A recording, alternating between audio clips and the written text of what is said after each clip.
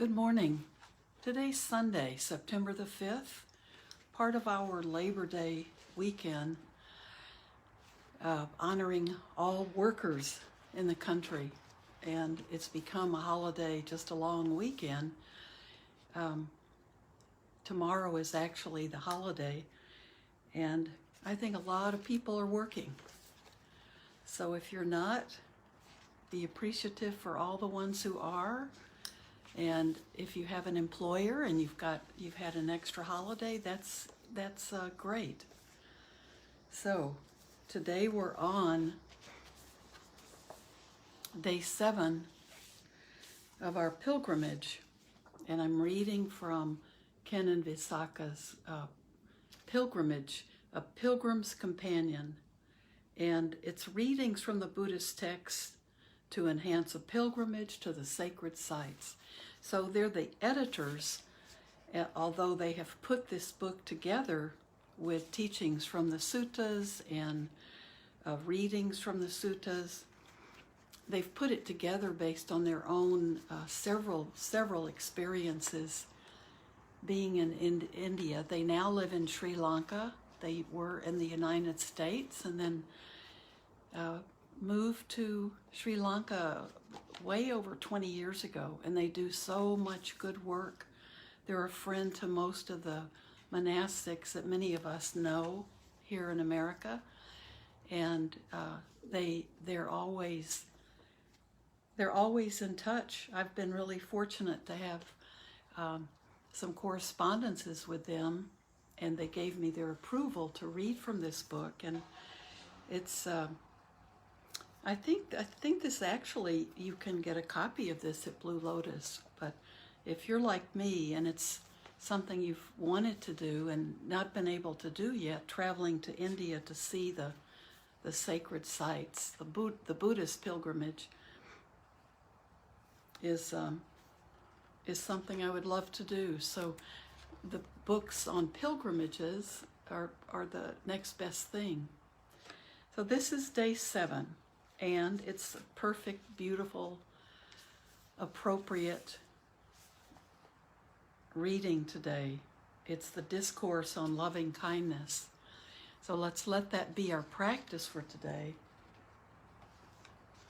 And there is a story on how the practice began, and then there is a reflection that's very beautiful. And one of the ones the reflection is one that we should all be able to memorize and use it in our practice regularly. So why don't we just let this entire time be a kind of meditation on loving kindness. Goodness, excuse me. We have a little cooler weather, which is wonderful, and it's sunny, and the sky is blue today instead of being overcast, and it feels like seasonal allergies are back. I think they don't ever go away. So let's sit in a meditation posture that's comfortable for us. And loving kindness we can do even if you're walking and listening, or if you're getting ready to go to sleep at night. This is a beautiful practice. And I'll read from the Sutta Nipata 1:8 and the reflection at the end, and we'll let it all be a meditation. So you can close your eyes, or you can have your eyes open, but looking downward to help cut out some of the visual distraction. And cutting out some of that visual distraction, because that is so intense, allows our other senses to kind of pop out a little bit more for us. So we will practice with this. And when I finish the readings, we can just sit with these beautiful teachings.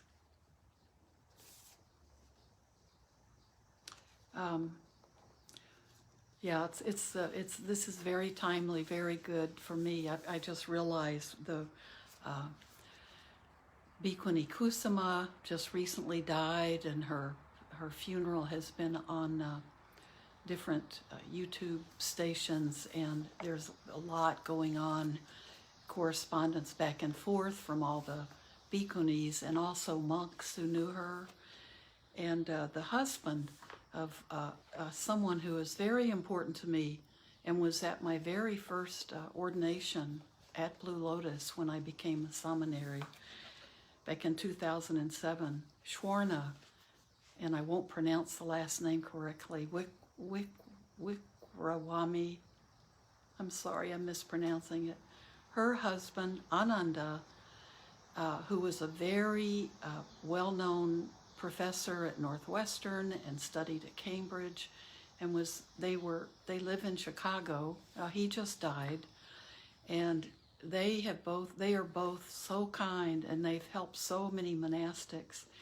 And she really took me under her wing and spoke at my first ordination, and I'd been invited to her home a few times, which is where I first met Bhikkhuni Kusama. And that was where I first heard her talk and saw how very deep and beautiful her talks were. She really was able to help people understand concepts, and but was so kind and so wonderful. And she was visiting and staying at Shwarma and Ananda's house, their condo, up in the sky with the most beautiful views I had seen to that point of Lake Michigan. And so he has passed away, and I just read about that this morning. And Ayya Kusama, and I know they were friends. I know they were probably matches intellectually. So this is a beautiful reading for day 7. And may they both attain Nibbana. Day 7 reading, the Discourse on Lovingkindness. And I hope you can hear me. Okay. The Discourse on Lovingkindness, day 7 of our pilgrimage in India. Once while the Buddha was staying at Savatthi, a group of bhikkhus, having gotten suitable subjects of meditation from him, went to a forest to spend the rainy season. While the bhikkhus were in the forest, the tree devas living there felt obliged to descend from their tree abodes and to stay on the ground, hoping that the bhikkhus would soon leave. And remember, devas these would be the little tree spirits, the spirits living in the jungle or the forest. It was their home as well. Hoping that the bhikkhus would soon leave, the devas became very upset when they learned that the bhikkhus intended to stay for 3 months. They tried to scare the bhikkhus away by harassing them in various ways, especially at night. So it'd be like they were haunting. They made it be like a haunted forest or a haunted jungle. The bhikkhus found it impossible to meditate under such conditions, so they returned to the Buddha and told him about their difficulties. The Buddha immediately taught them the Metta Sutta and advised them to return armed with this protective sutta to use on the hostile devas. When the bhikkhus went back to the forest, they recited the sutta and radiated the whole area with thoughts of loving kindness. The devas were so affected by the power of the bhikkhus' metta that they allowed them to meditate in peace. This is what the Buddha taught the bhikkhus. One who is skilled in goodness and who wishes to attain that state of perfect peace should be able, honest, truly upright, gentle, and humble. He should be contented, easy to support, not burdened with responsibilities, frugal, tranquil, prudent, courteous, and undemanding. He should refrain from any action for which the wise would blame him. He should always think, may all beings be well and secure. May all beings be happy. Whatever living beings there be, without exception, weak or strong, long or short, stout, middle-sized or thin, large or small, seen or unseen, living near or far, born or yet to be born, may all beings be happy. Let none deceive another nor despise anyone at all. In either anger or ill will, may none wish harm upon another. Just as with her own life, a mother protects her only child, one should cultivate boundless loving kindness toward all beings. One should radiate boundless loving kindness throughout the universe, above, below, and all around, unhindered, without the slightest ill will, and without a trace of enmity. While standing, walking, sitting, or lying down, whenever awake, one should develop this mindfulness. This is what is called divine abiding. Not holding on to wrong views, being virtuous, endowed with insight, and with sense desires restrained, he will never again be reborn in a womb. Sutta Nipata 1:8. And this is the reflection for today. And actually, this is a beautiful reflection to do every day. So as you're sitting, let this wash over you and be a recollection that you think of daily. I am of the nature to age. I am subject to aging. I have not gone beyond aging. I am of the nature to sicken. I am subject to illness. I have not got beyond illness. I am of the nature to die. I am subject to death. I have not got beyond death. Separation from what is pleasing and beloved will definitely happen to me. I am the owner of my karma, the heir of my karma, born of my karma, related to my karma, and I abide supported by my karma, my actions. Whatever karma I do, for good or for evil, to that I will be the heir. These things should be frequently recollected.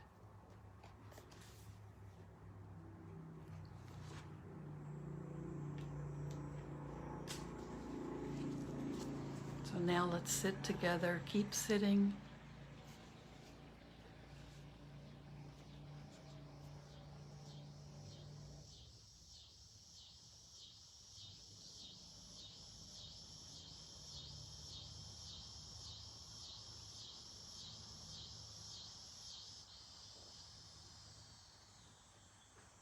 We can abide in loving kindness.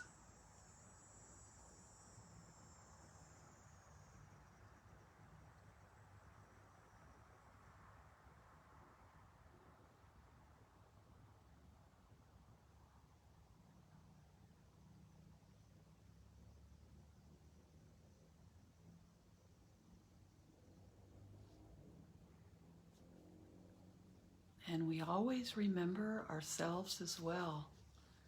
So we want the best for ourselves. We want to be well. We want to be happy. We want to be at peace. And we are responsible for creating these gifts for ourselves.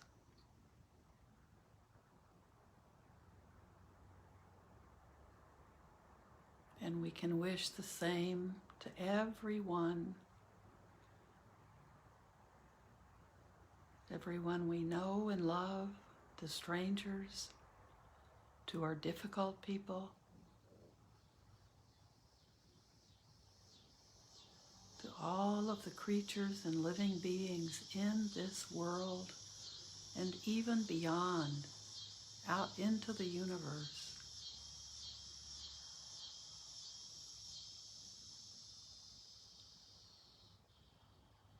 We radiate out into all these directions.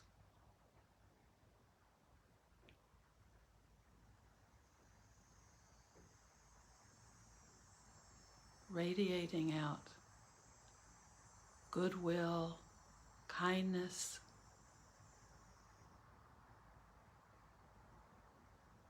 harmlessness,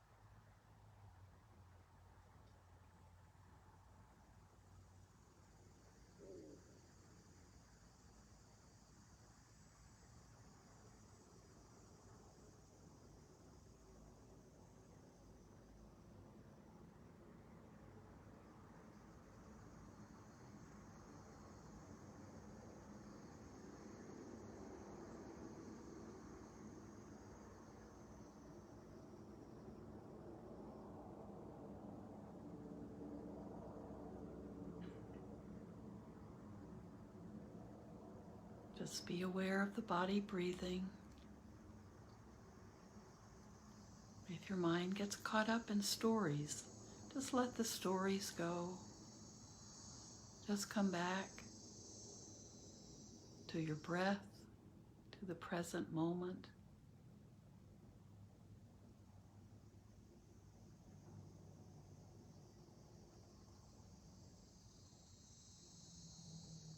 And in this present moment and the next present moment, we can be filled with goodwill and kindness and friendliness towards not only ourselves, but to all other beings.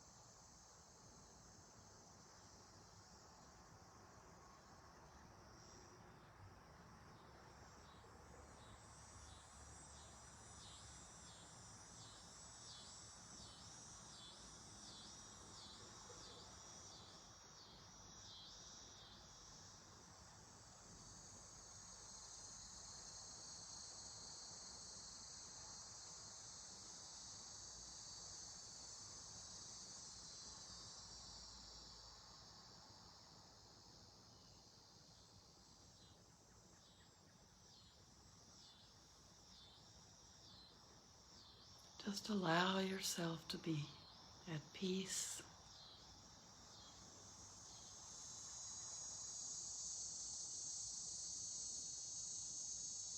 As you exhale, try to just breathe out any tension and breathe out remnants of those stories, the stories that we're creating or repeating over and over in our heads.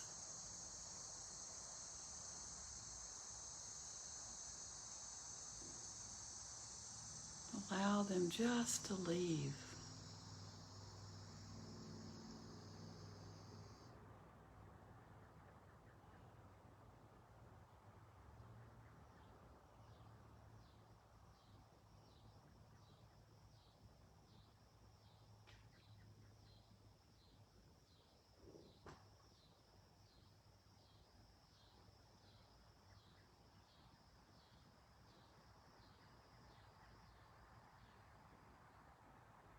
May all beings everywhere be well, be contented, and find true happiness, be able to care for themselves or be cared for lovingly, and be at peace.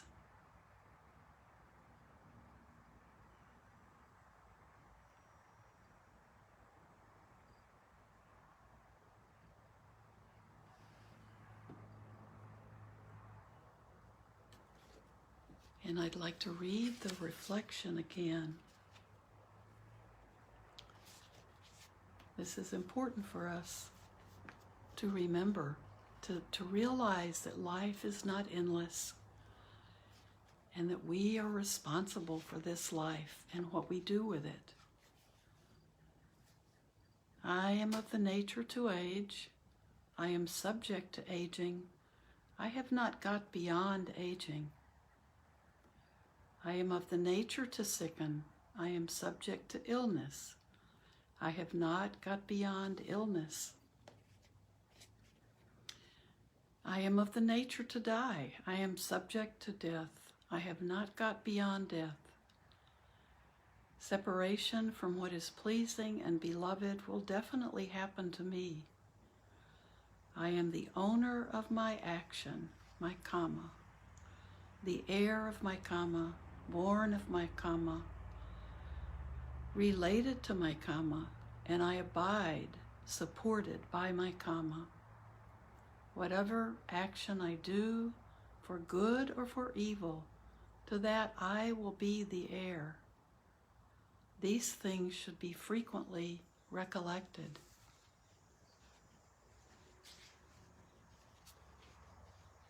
And not recollected to make us be depressed or sad, but recollected to help us remember. Just to remember. And may all of us be aware of our speech, our thoughts, and our actions. These are all part of the karma that we need to be owning, that belongs to us.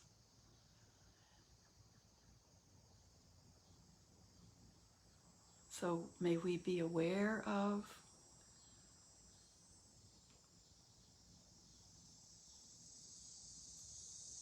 the words we say, or the thoughts we have, and what we do. And may it be of benefit to all living beings, including a benefit to ourselves.